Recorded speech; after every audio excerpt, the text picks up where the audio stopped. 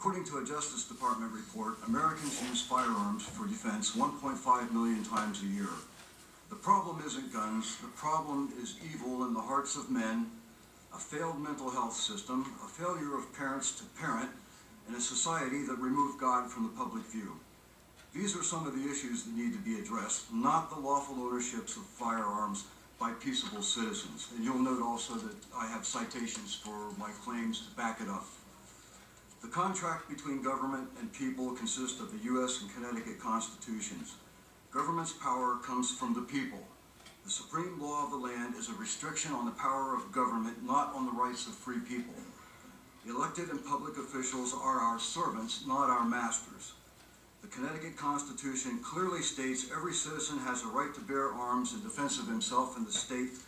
The Second Amendment, a well-regulated militia being necessary for the security of a free state, the right of the people to keep and bear arms shall not be infringed. A well-regulated militia refers to the people. The people are the militia. George Mason said, "What is the militia? It is the whole people." Madison said, "A well-regulated militia composed of the body of the people is the best defense of a free country." Regulated doesn't mean burdened by law. It means to adjust for accurate and proper functioning. It's necessary because our borders and coastline approach nearly 20,000 miles, and it's impossible for armies alone to defend a front of this size, and the presence of a civilian militia is a deterrent to an invasion. The right of the people means the same in the Second Amendment as it does in the First, Fourth, and 10th Amendments. Shall not be infringed is abundantly clear, and the proposals currently before the legislature today are an infringement. Of the Second Amendment, Jefferson said, "What country can preserve its liberties if its rulers are not warned that this people preserve the spirit of resistance? The tree of liberty must be refreshed from time to time with the blood of patriots and tyrants."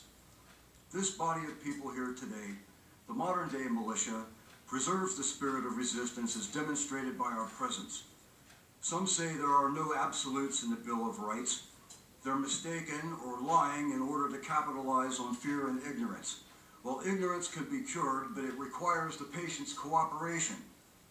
Hugo Black, Justice of the Supreme Court, said there are absolutes in our Bill of Rights, put there on purpose by men who knew what words meant and meant their prohibitions to be absolutes.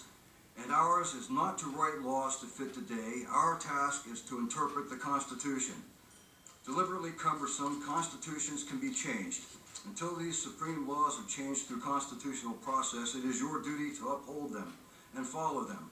Those failing to do so, and I conclude, are unfit for office: Senator By, Senator Meyer, Senator Williams, and Senator Loomis.